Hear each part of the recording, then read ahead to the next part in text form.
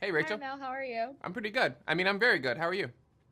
Doing well. So the last time we talked a lot about like the moon landing aspects of the film and a lot of different portions of it that I really loved. But what I have now loved is seeing all of the success that you guys are Oh my God. finding at award shows and people and critics going and seeing it. For you, what has been the most shocking part of like this journey thus far and seeing the reaction that people are having to Nickel Boys? I think the most shocking part is the individual responses. They just range so sweepingly. Um, we get responses from people like genuinely weeping to just wanting to share traumatic moments they've had in their life to expressing their concern for the state of cinema given that this film is using a camera language that they wonder why hasn't been used before, though it has been used before, we know, and quite well and to varying degrees of success. But it's astounding to actually talk with the individuals who watch the film, even those who it doesn't quite work for. Yeah, well, and when I talked to Anjanu last time, we talked about how she gets to kind of play this whimsical character because in theory we're seeing her through her grandson's eyes and not an actual version of a character. When Mm. you're directing something like that and that is like the POV of it is how these people see others, what for you is the most kind of challenging direction that you had to give someone since it is, you know, it's not how they would see that character, it's how another character sees them. Yeah, I remember you asking really good questions last time and being disappointed that I hadn't had 2 cups of coffee before, so that I could match your incisiveness. I'm unsure because that question like lends towards conceptual challenges that I just haven't considered.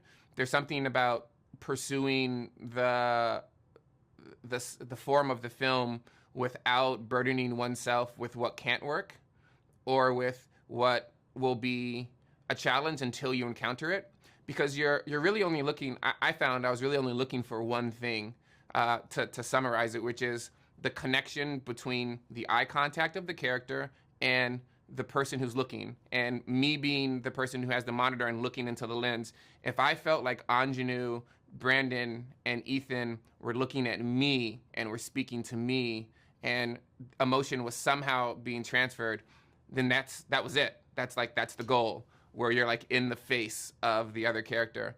And so I'm sure I could answer it better with more time, but I'm gonna ask for people to flag before you chat with me, just so that I have a little bit of, I can get my ducks in a row.